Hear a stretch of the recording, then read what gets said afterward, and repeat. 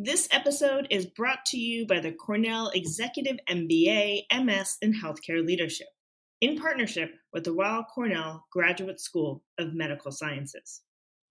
The future of healthcare needs motivated and business-minded leaders who are equipped to facilitate change from within their organization and throughout the industry at large. Offered on the weekend in New York City, the Cornell Executive MBA MS in Healthcare Leadership is the only dual degree of its kind, combining business breadth and healthcare depth with world-class faculty instruction and an unmatched alumni network. Take the next step towards driving innovation in the healthcare industry by connecting with their admissions team. Search Cornell EMBA-MS to start your journey.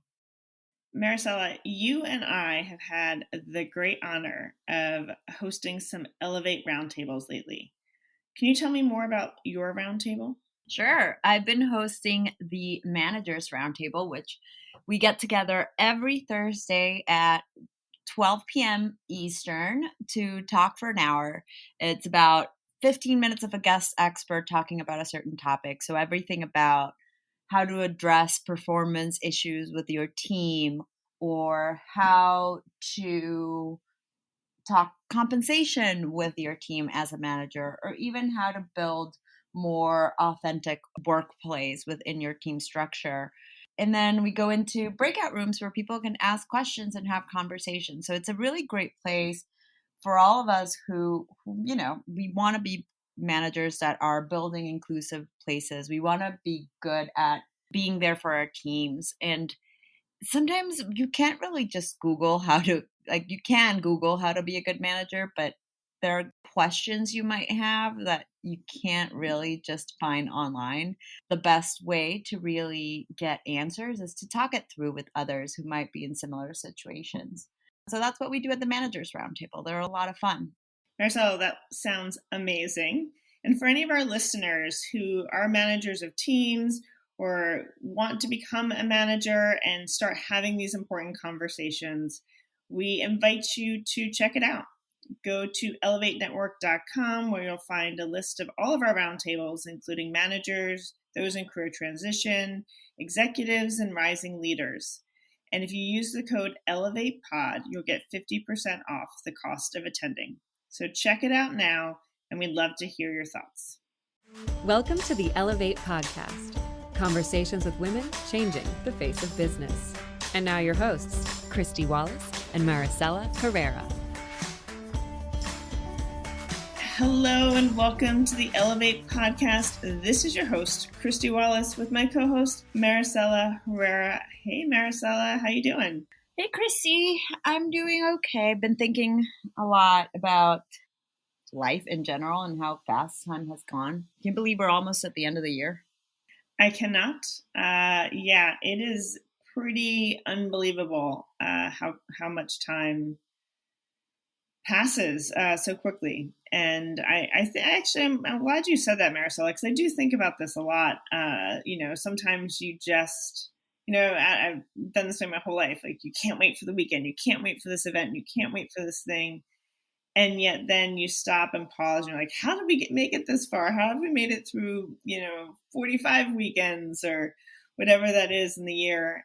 And so I've been trying to just be more intentional and in the moment with appreciating time and life. Yeah. And something that sounds so simple is so hard, just saying appreciating time and life, but it takes a lot of mindfulness. It does. Well, you and I are always a work in progress there, but we're trying. And, I think the podcast, and thank you all for being a part of our podcast journey and for joining us each week, is a great opportunity for us to all practice some awareness and mindfulness of, what we have in our lives and the journeys of others, experiences of others, where they find purpose. And all of those conversations, at least for me, help me to be more mindful of what I have and of my experiences and my privilege. Today's guest, Katharine Nielson, shares a similar sentiment. She is building a company, Voxy Engine, where she's really focused on creating technology and solutions to make second language acquisition more accessible. So this came from time of her, working on a farm and seeing how some of the workers were having trouble learning English as a second language, and how that became a barrier to their economic advancement, career, life. And she really wanted to create a solution to be able to do more, to really be able to make second language more accessible to more people. And she's on a mission to do that, and has certainly made some great strides in that space. So I'm really, really curious for this interview. I'm looking forward to it. I think second languages, I've talked about this. English is my second language. But, it's so hard learning a language, and not everyone has the opportunity to do so like I did when I was pretty young. And that's why my, accent is the way it is. But I was reading a book. So I'm currently reading Trevor Noah's biography, which I highly recommend for anyone who is looking for a book to read. And there's this part of it where he's talking about South Africa and after apartheid. And, he's saying that there's like 11 official languages in South Africa, and that there's a difference between belonging because of how you look and your skin color. So like, Black people in South Africa versus white people in South Africa at that point in time, but also because of the languages. So like he's mixed, and he'd say he wouldn't feel he belonged with one group or the other at certain points. But if he knew the languages and could speak to the people, that we are different, even if the color of their skin was different, mindset was a little bit bridged. And I was thinking about that with my experience, which is like, I can see that there's a different, even if I'm with another Latin person and we're talking to someone else, if they have a thicker accent than I do, there's a difference in how people view us or treat us. So I think that there's a big part of inclusion that has to do with language and language barriers, that I'm glad to see people like Katharine taking a stab at them. Yeah, it's amazing, and it's a great conversation, and thank you for sharing that, Maricella. I know many of us have our own experiences with language and learning languages, and with the importance of that, unfortunately, in our workplaces, and how we also need to combat some of that too. But let's get to my interview with Katie, CEO and founder of Voxy and Gen.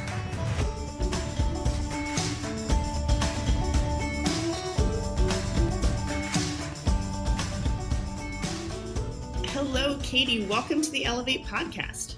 Thank you so much for having me. It's a pleasure to be here. I have a twin sister named Katie, so this will be an easy one. I'll probably say your name a lot. You'll know my name. My brother and sister are twins, so it's always funny to meet a twin.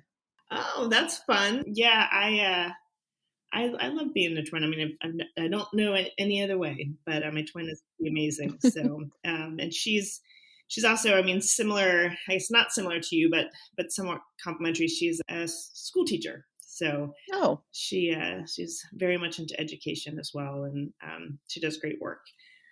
But I wanted to get started learning a little bit more about you and your career path and how you got to where you are today. Would you mind sharing with our listeners? Sure. So I started my career actually while I was an undergraduate student. I volunteered on an apple orchard helping Mexican migrant workers learn English.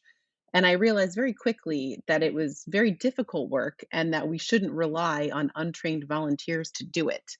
But unfortunately, that's what we do in the United States. Only 4% of our adult English language learners actually get access to instruction. And when they do, it's often through some volunteer run program where the volunteers are very well meaning, but they don't have the qualifications or the skills or the training to do something like helping people get English skills. So I did that. And then I basically have spent the last 25 years working in one capacity or another to try to make that better. So I after I finished my undergraduate degree, I went to Latin America and I taught English. And I got a master's degree in linguistics to try to understand more how language learning worked. And I realized that theoretical linguistics doesn't help you very much for that. Then I taught ESL full time at a community college for a few years, and while I did that, I really started focusing on the research behind how people learn languages. So I got my PhD in second language acquisition, and what I focused on was the intersection of cognitive science and technology mediated training and distance learning and language learning. Because if we're going to solve that problem, which is that we only help 4% of this population that really needs English skills to be able to get jobs with the potential for economic mobility and help their families, then we need to rethink how we offer instruction. So I'm the founder and the chief education officer of a public benefit corporation, and our mission is to remove English as a barrier for immigrants, refugees, and speakers of other languages so that they can access career pathways, jobs with the potential for economic mobility, and get the English skills they need to advocate for themselves and take care of their families. And sort of to get from when I was finishing my PhD to where I am now, I spent over a decade working in higher ed, doing research on how to do this. And then I spent about 9 years at my previous employer designing the technology and building a language learning platform that we used with learners all over the world. And so my focus now and for the last couple years has been really getting that technology into the hands of the people who need it the most here in the US. Thank you so much for sharing that story. And I have a ton of questions for you. But the first one is if you could just share with our listeners what a public benefit corporation is. We at Ellevate are a B Corp. It's a little bit different than a public benefit corporation. And I'd love to just raise some awareness about that structure. So a public benefit corporation is actually just the formal way that we are incorporated, and it means that our social mission is part of our incorporation. So we are a for-profit company, but our mission is also important. A certified B Corp, which is what you just said, Ellevate is another step that you take to become certified. And we're actually in the process of that certification right now. But because I just founded the company a little less than a year ago, we founded as a public benefit corporation, and then we put in an application to get certified by B Corp. I'm curious if you could share a little bit more about, you talked about your PhD and you started out as a teacher, and now you're working on the technology. Really, what is that intersection between, the human, the live instruction versus the technology instruction? Will one replace the other? Are they complementary to each other? How you've worked on both ends of that. I would love to learn more about your thinking around this. That's a great question, and it's very timely because the whole world was forced into doing online learning in March of 2020 when the global pandemic made everybody stay home. And what happened was that a lot of people, for the first time, started thinking about how we can use technology for learning. But the truth is that there have been some people, myself included, who've been working in this field for decades. And I would say that we are never going to replace teachers or take teachers out of learning. We need teachers, we need coaches. But the more we learn about how learning works and what we can do with technology to help solve problems, we can make teachers' jobs easier and we can help them be more effective and we can reach more people at scale. So to boil it all down to one principle, it's that we should use technology for what computers can do best. So people, teachers, can do what humans do best. So humans can interact with other humans and give them really personalized feedback and make sure that they understand comprehension questions and help them with their writing in a sophisticated way. But technology can adapt instruction, let learners read things at their own pace, help learners get translations and definitions for things, change the modality of the instructional delivery so we can really personalize it because we know that a personalized approach to learning in general is what's effective. Our listeners probably know this. I've talked about this, but my children are in a dual language program at our local public schools. So it's full immersion, French and English. And, it's amazing, but you see, we definitely saw it during the pandemic and virtual, but this need to kind of create exactly what you're saying, that, one-on-one interaction and engagement, but then also, support it with technology because it is, learning a new language. And I think particularly depending on where you are in your life, it can be daunting. It doesn't come naturally to everybody. No, it's one of the hardest things that we ask adult humans to do because we all use our first languages effortlessly without thinking about it. We don't just think about using language, we think about all the other things we're doing, and we use the language as a tool to accomplish those tasks. But when you go to learn a second language, all of a sudden everything you want to be able to communicate and say and do, you can't do because you don't have the skills to do it. And so we feel stupid and we feel tongue-tied and we don't like making mistakes.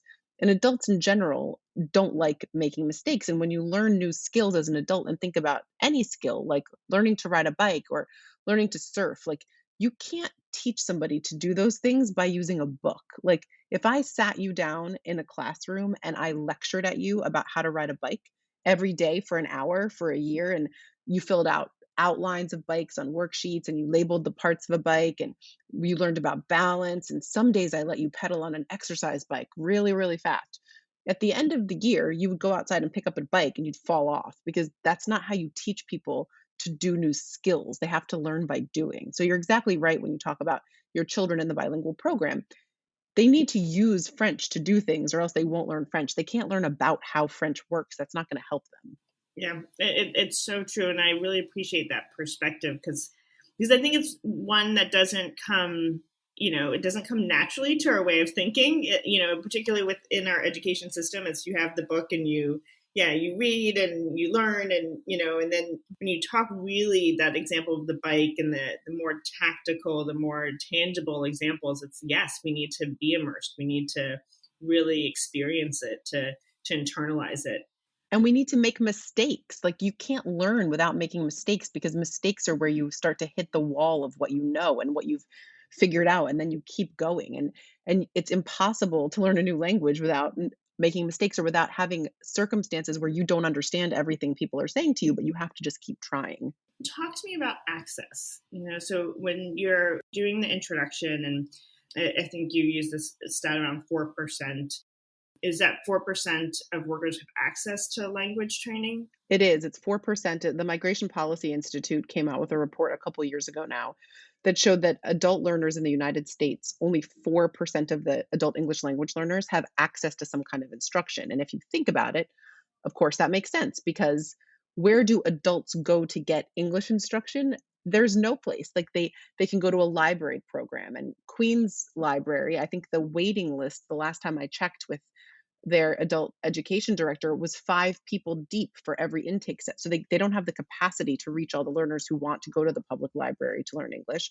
Then there are massive barriers to access. Like adult immigrants have children that they're taking care of. They're working one or often two jobs.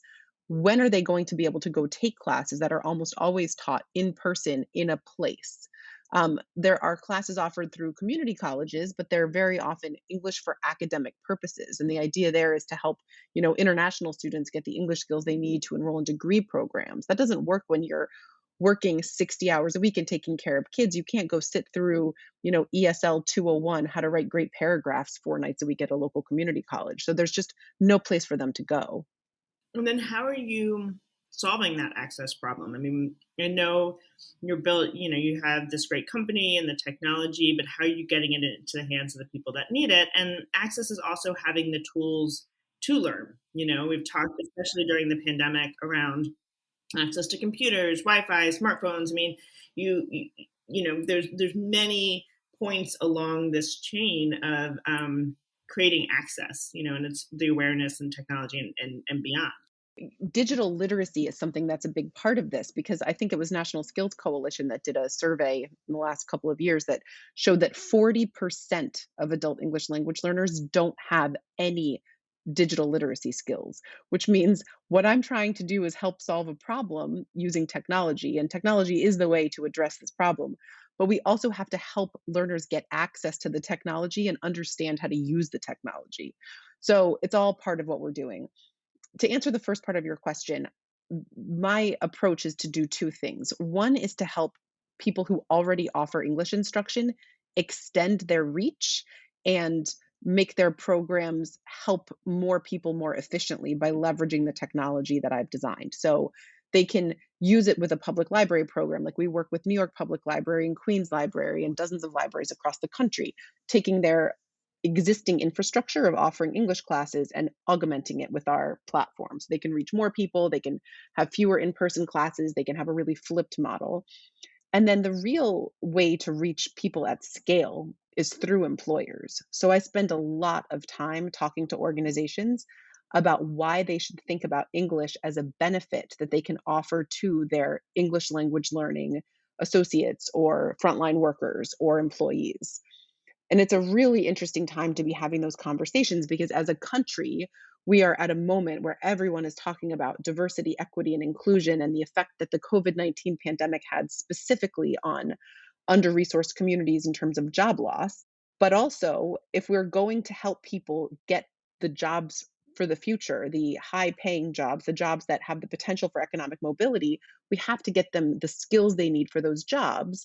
And employers are right now are talking about a talent shortage. And what I'm urging people to do is to rethink their definition of talent because big organizations often have hundreds, if not thousands, of frontline workers who have been loyal employees, but who are unable to take advantage of these upskilling and reskilling and educational opportunities just because they don't have the English skills. So if employers think about investing in foundational skills like English and digital literacy for their frontline workers, they can actually create their own internal talent pools who are then eligible for promotion and advancement, saving them on recruiting costs and helping with retention.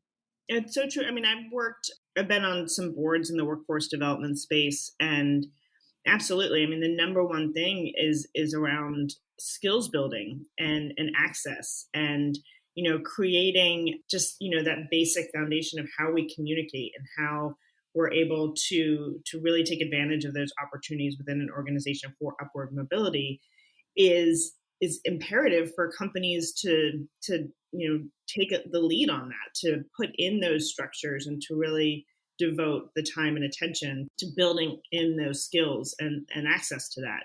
It's like you're saying, it's something I think that has not been top of mind necessarily. We might talk about technology skills or machine skills, but it's the language and the communication and the barriers that not having access to that create is critical for companies to do more. Exactly. And so that's really where I see us being able to move the needle on helping people get English skills. And I have data from our internal impact reports where we survey learners who've used our platform and ask them, like, did this help you get the English skills you needed for your job? Like, how can you explain it? Are you better able to communicate with colleagues? Have you gotten a promotion or a pay raise? And we see 88% of the learners we surveyed at the first part of this year said that the platform had directly helped their workforce skills, with I think nearly 50% citing either a pay raise, a promotion, or a new job offer. Because it goes back to what we were talking about earlier. Language is a huge barrier, and there are millions of people in the United States who cannot get ahead because they don't have the language skills they need, and that's the only thing holding them back.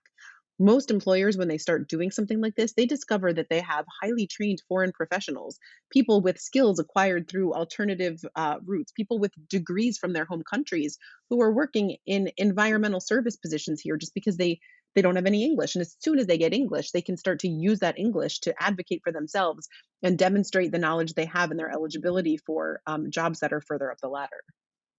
This is a little bit of a random question, but is the way that you would teach English language to someone, does that vary based on what their native language is? The short answer is no. And the long answer is that there are always going to be factors that influence how someone learns their second language. And one of those factors is their first language. So if we're working with learners who are coming from first languages that use the Roman alphabet, that's easier for them to get started because we use the same alphabet. If they come from a different script or a character-based language, it's going to be, they have to learn the alphabet first before they can get started. But the approach to language learning is the same no matter what. And it's very simple. You have to start with something that the adults you're teaching want to be able to do. So traditional approaches would start with teaching everybody the same thing, like all of the colors of the rainbow and like the animals at the zoo. It was a very childlike approach to language learning, which is ridiculous. Like adults don't need to learn the names of the animals at the zoo unless they want to go get a job in zoology or they happen to work at a zoo. Like, you should start with things like filling out your kids' names on their school forms or understanding the notice that gets sent home in a backpack, reading a prescription bottle, understanding how to fill out a timesheet at your employer. Because if you start with a language that people actually have a need for, then they learn it much faster because there's a real need for it and because they pay attention to what it is. So tell me how it's been. What has your experience been like in building and growing a company during this time? I've spoken to so many leaders who have a multitude of different experiences, but as you've alluded to in this conversation, you're building a service, a solution that is increasingly more relevant given the times that we're living in. What has that experience been like? And it's a mobile first, a completely technology delivered product, which means that it's actually a perfect time to start a company that does this because I have a completely distributed team. So we don't have an office. Everybody works from home. We have people, I think at this point, there are 12 full time employees and a few contractors, and we're all over the US. And it doesn't matter where we are. And we're starting to get people who understand that it's true. Like, we don't all need to go to the same building and sit in the same chairs in the same room all day, every day to get the job done. If you hire people who are able to work collaboratively at a distance, you can be very, very productive. And I have always been a fan of remote work and distance learning and distance working. Like, I spent, 25 years working on ways to help people learn when they are not connected. So for me, it's very easy. I like the flexibility of doing this during these remote times. I'll say that raising a Series A and founding a new company during the pandemic was actually probably more efficient because if I had been able to travel and be in person, I would have had to fly all over the country meeting with investors and, meeting with investors who didn't ultimately decide to invest because you have to meet with lots and lots of people to do something like this. And being able to do it all through Zoom because that was the only way we could communicate actually probably made it easier. I appreciate that perspective. I think doing things over Zoom is easier as well. And not everyone feels that way. I guess I didn't even get to that point, which is that, some people really work better in person and they want to do things in person, and that is wonderful. And they should have jobs where they work in person. But because if you're building a team that is going to work remotely, it's really important that you hire people who want to do that, who appreciate the flexibility of doing that, who are okay working on their own, who are good at collaborating synchronously and asynchronously using all sorts of communication tools. It was funny.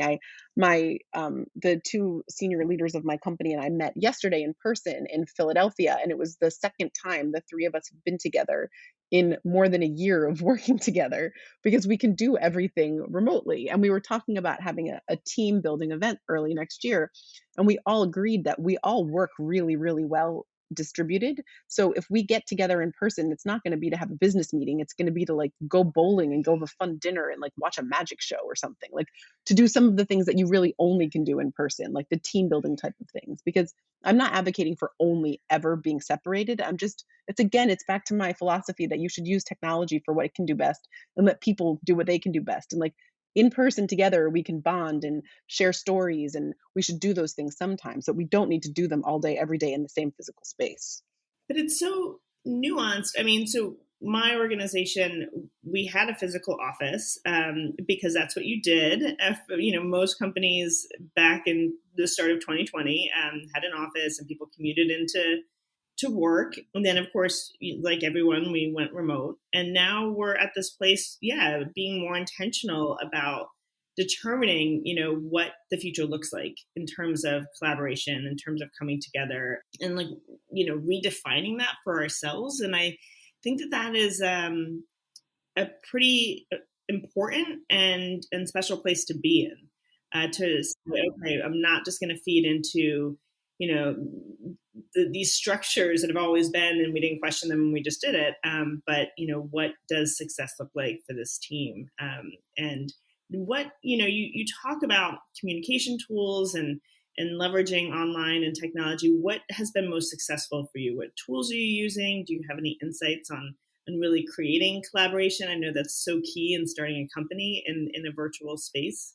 So we have a weekly team meeting where the whole team comes together, and it happens every single week, and everybody shares what's excited them most about the week or if they need help with something. And that's a a regular event. We have a monthly team meeting that's more for team building. So we all come together and do some, we've done everything from like virtual escape the room to categories to trivia. And the point is just to come together and do something where we're all sort of like learning more about each other.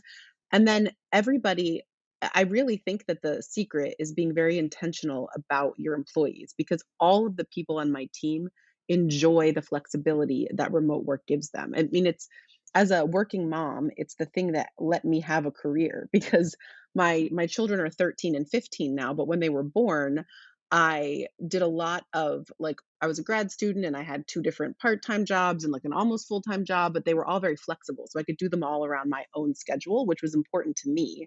And I've always tried to think about my team that way. Like, I want to hire really smart, motivated people who care about our mission and let them figure out how they can organize their lives and their work to be as successful as possible. And so we make that very clear to the team from the beginning, and we give people a lot of autonomy and flexibility and manage people to goals rather than to like a time clock or specific things. And I think that's really what makes this work. But we use, for tools, we use Slack, we use Google, the Google Suite. We are all, but everybody is very connected, like via text message, via Slack, via phone, and respectful about boundaries. So like, I tell my team, like, if you get an email from me at 1 a.m, please do not feel obligated to respond. That's just when I was writing that message. And we all sort of, have the same protocol for each other. Like, we get our work done when we need to get our work done and make ourselves available to the team and the company to continue our mission.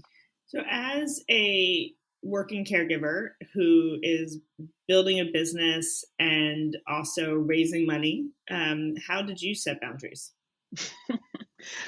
Oh, I'm not that great at it for myself. I will say that during the fundraising part, it's really hard to set boundaries because you are sort of at the mercy of the people whose money you're trying to get. So you need to.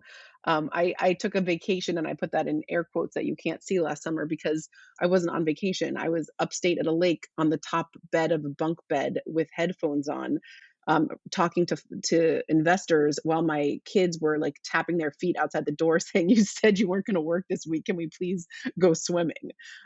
So I think you set boundaries when you can, and I do. I try to look every week at what I have to get done and what's important for me as a person, as a parent, as a uh, founder of a company, as a team leader, and then I prioritize all of the things to try to get the important things done. And it means you don't always get everything done, and that's okay. You have to be at peace with, like, not, you can't have all the balls in the air all the time. Some of them are going to fall. I remember reading something one time about try not to let the most breakable important balls fall all the time. Yeah. Yeah.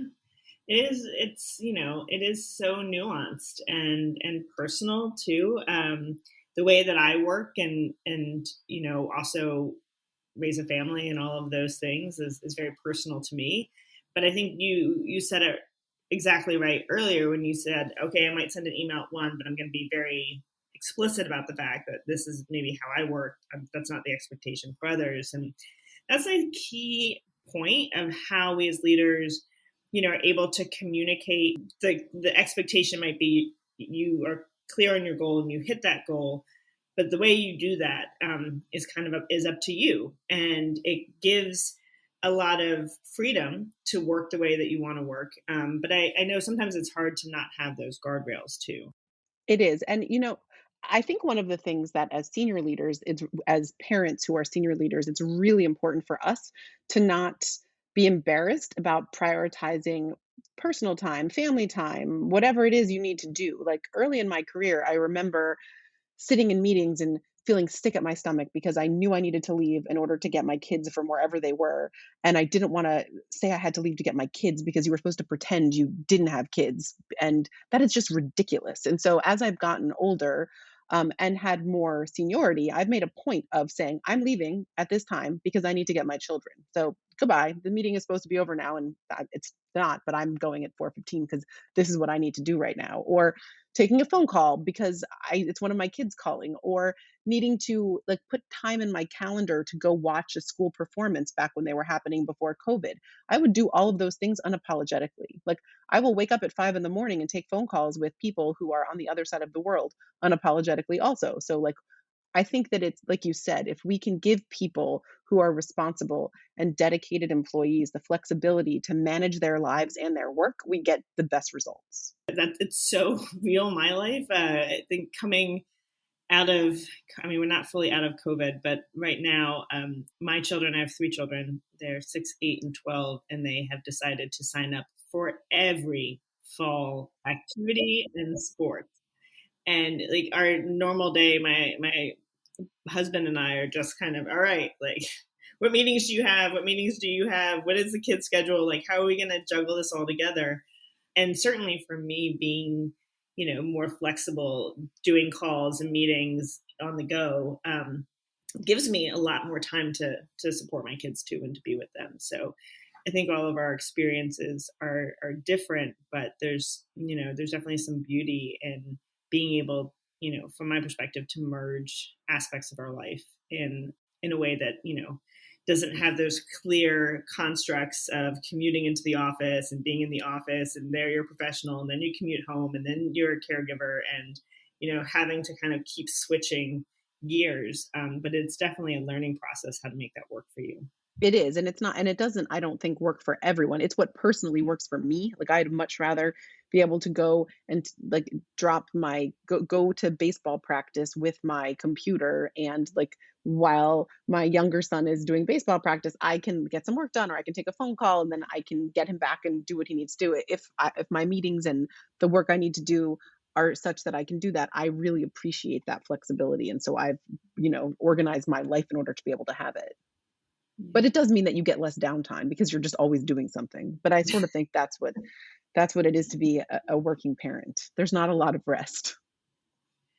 Yes, well, that is an understatement. But Katie, so wanted to ask you a couple quick questions for our lightning round, get to know you a little bit better. And are you an introvert or an extrovert? An extrovert. What's your favorite day of the week? I don't have one. I don't know how to even pick a favorite day of the week. I get excited every day. Like, there isn't a single day that I wake up where I'm not like, oh, this is the thing I get to do today. I like that. Are you an early bird or a night owl? I'm very much an early bird. I'm usually awake before 6 and in the park with the dog. That's my time to walk and not be on the phone or doing something for someone else. Who would be your dream dinner guest? I get this question and I never know how to answer it because I can't decide. I would love to have dinner with Michelle Obama. She is a popular answer. Is she? Yeah, understandably. She seems like an amazing person. And she would also be really fun to have dinner with. Yeah, exactly. Do you have any pet peeves? As I get older, I try not to have them because they sort of seem unproductive, and I try to approach things with more grace. I am not that successful at it, but at least I try.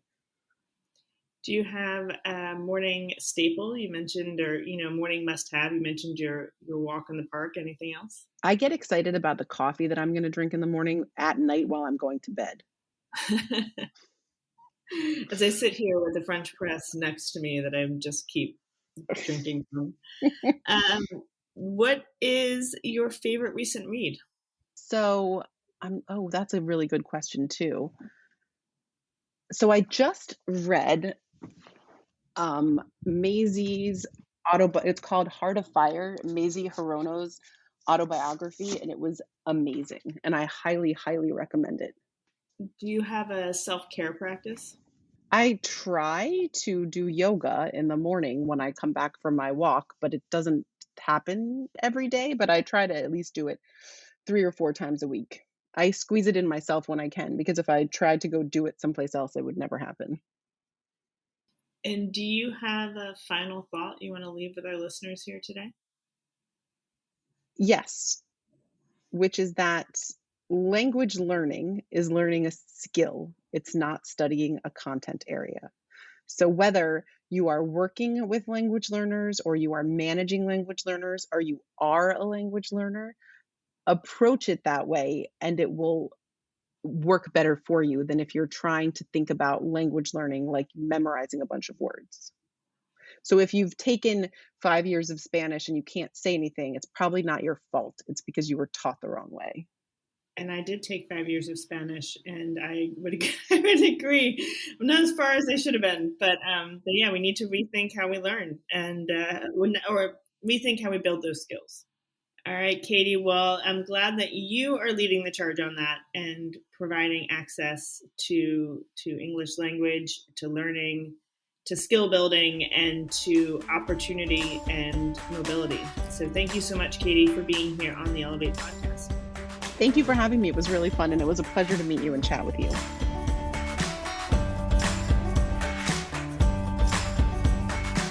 Thanks so much for listening to Ellevate. If you like what you hear, help a girl out. Subscribe to the Ellevate podcast on iTunes, give us 5 stars, and share your review. Also, don't forget to follow us on Twitter at EllevateNTWK, that's Ellevate Network, and become a member. You can learn all about membership and all the great things that Ellevate Network is doing at our website, www.ellevatenetwork.com. That's ELLEVATE network.com. And special thanks to our producer, Katharine Heller. She rocks. And to our voiceover artist, Rachel Griesinger. Thanks so much, and join us next week. 92% of households that start the year with Peloton are still active a year later. All because of a fancy bike? It's not just a bike. Peloton makes treadmills too. All treadmills are the same. Our treadmills can adjust speed and incline automatically, so you never break your stride. Whether you're squeezing in a power walk or training for a marathon, Peloton can help you achieve your fitness goals. 92% stick with it. So can you. Try the Peloton Tread risk-free with the 30-day home trial. New members only. Not available in remote locations. See additional terms at onepeloton.com/home-trial.